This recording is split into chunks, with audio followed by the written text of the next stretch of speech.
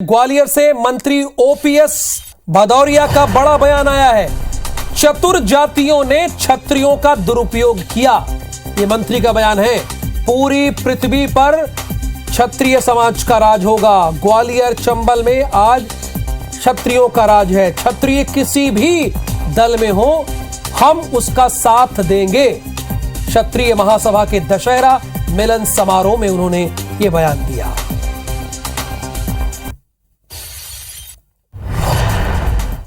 पर दुर्भाग्य की बात है कि जो बहुत चतुर कौमें थी, जो बहुत बुद्धिजीवी जातियां थी, बहुत लंबे समय तक हमारे समाज का दुरुपयोग करती रही और हमारे समाज को बदनाम और साजिश का शिकार करती रही। चाहे आप राजनीति के क्षेत्र में देख लें, ग्वालियर चंबल संभाग का जो परिदृश्य है, कहीं न कहीं क्षत्रिय समाज का प्रतिनिधित्व अस्तित्व बढ़ा है, राजनीति में आपकी हिस्सेदारी बढ़ी है। जिस दिन ये समाज अपनी क्षमता को पहचान लेगा, उस दिन ये समाज पूरे पृथ्वी पर राज करेगा। ये मैं इस बात की आपको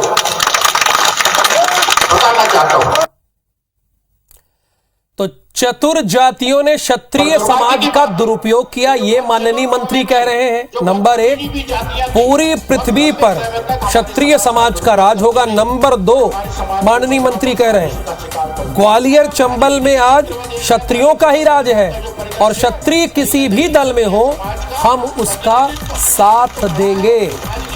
ये कहा है उन्होंने, किसी भी दल में हो साथ देंगे। ये माननीय मंत्री का बयान है। चतुर जातियों ने क्षत्रिय समाज का दुरुपयोग किया। कांग्रेस के प्रवक्ता राम पांडे जी भी जुड़े हैं। नेता प्रतिपक्ष भी बैठकर ये सब सुन रहे थे। राम पांडे जी क्या कहेंगे इस बयान पर मंत्री जी के? आपके पास में बैठकर, खड़ा होकर, लेटकर कोई कुछ भी बोल देगा तो ये आपकी जिम्मेदारी नहीं है कि आप उसको जबरदस्ती रोक सकें। गोविंद सिंह जी की उम्र 70 साल है, जिसने बोला है उसकी उम्र 50 साल है। उसके पास मंत्री पद है, सिक्योरिटी गार्ड से किसी को अपशब्द बोलने के लिए आसानी से नहीं रोका जा सकता। बिल्कुल बात आती है जी, बात आती है, अब आती है भारतीय जनता पार्टी की कथनी और करने की। भारतीय जनता पार्टी कहती है हमारी पार्टी में अनुशासन है। ये कैसा अनुशासन है कि उनका एक नेता ब्राह्मणों को गालियां देता है और उन्हीं का दूसरा नेता ठाकुरों को गालियां देता है। ये कौन सा अनुशासन है? क्या भारतीय जनता पार्टी ऐसे नेताओं पर कार्रवाई करेगी? या भारतीय जनता पार्टी की जो विचारधारा है, फूट डालो, राज करो, अलग अलग धर्मों के बीच में फूट डालो, नफरत पैदा करो, हक जातियों के बीच में फूट डालो, नफरत पैदा करो, और वैसे भारतीय जनता पार्टी की हिम्मत नहीं है कि ओपीएस भदौरिया के अगेंस्ट में कोई कार्रवाई कर सके, क्योंकि आज जो वर्तमान सरकार है वो ओपीएस भदौरिया के बिकने के कारण है। जो लोग 50-50 करोड़ में बिके हैं, ये वर्तमान सरकार उन्हीं के कारण है। तो ओपीएस भदौरिया पर कार्रवाई करने की और उनको लेटर देने की हिम्मत इस सरकार में नहीं है। 25 बार तो पहले सिंधिया जी से पूछना पड़ेगा इस बात के लिए कि ओपीएस भदौरिया ने ऐसा कहा है तो क्या किया जाए।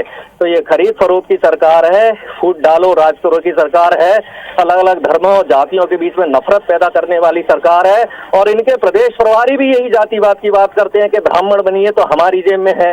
एक मंत्री विशाल लाल कहते हैं कि क्षत्रियों की महिलाओं के साथ दुष्कर्म करो और किसी को कोई नोटिस नहीं दिया जाता। ये कांग्रेस का पक्ष है, लेकिन सबसे बड़ी और अहम बात है, जब मंत्रीगण शपथ लेते हैं तो उस शपथ में इस बात का साफ साफ जिक्र रहता है कि वो जाति, धर्म, संप्रदाय से ऊपर उठकर जनता के हित के लिए कार्य करेंगे। लेकिन आपके सामने बयान